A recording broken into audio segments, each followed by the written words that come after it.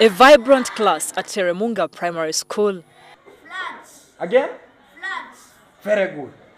It is exactly what inspires one of their teachers, Caesar Adiko.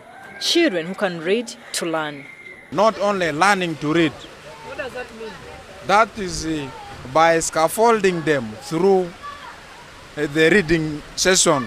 In a classroom like this, when a teacher writes a story, the teacher should read the story once for the learners so that the learners pick the pronunciations and the actual sense from the story. Adiko summarizes the lesson for the children to understand it better. To cause the learners to identify the meaning of the story, and it makes the learners to go and underline at least the meaning from the story. Communication thus becomes easier between the teacher and the pupils. You are supposed to break the words according to syllables. Don't make learners to read the words just once like this. Because in our own dialect, other letters, we don't have their sounds correctly. Letters like C, let them take the sound of K, so that they call it to be crop, not chirop.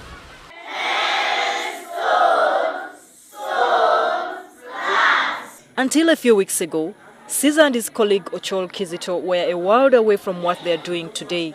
We are lacking some knowledge of how to handle the infant classes. They say there will be no more miming in their class, which learning to read does.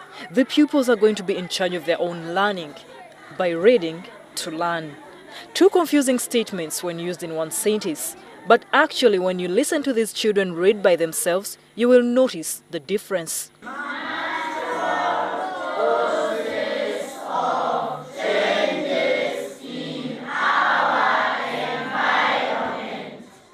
Adiko exudes energy in class which has become infectious to the pupils.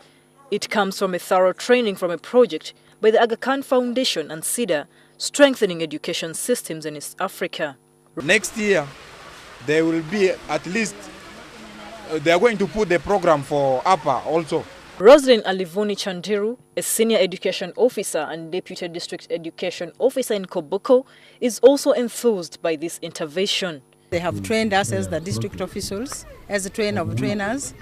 We have now trained the head teachers of the 50 schools of Aga Khan and the heads of infants, because the Aga Khan is coming for pre-primary and primary in the Koboko district. The project, spread over 5 years, covers Koboko, Yumbe and Arua districts in West Nile and targets over 4,000 teachers. The district inspector of schools in Arua, Charles Achema, has called this a tremendous change. With the innovations, these innovations actually have come timely to support our education system in the district. In Koboko, the teachers are implementing what they have been taught in the past week, nothing short of what the Aga Khan Foundation expects. The children will be learning better. We get better grades and better transition, therefore, from primary to secondary. And I think AKDN, the Aga Khan Development Network, will be staying in this region for a very long time. Yeah. We shall be checking. Yeah, you check.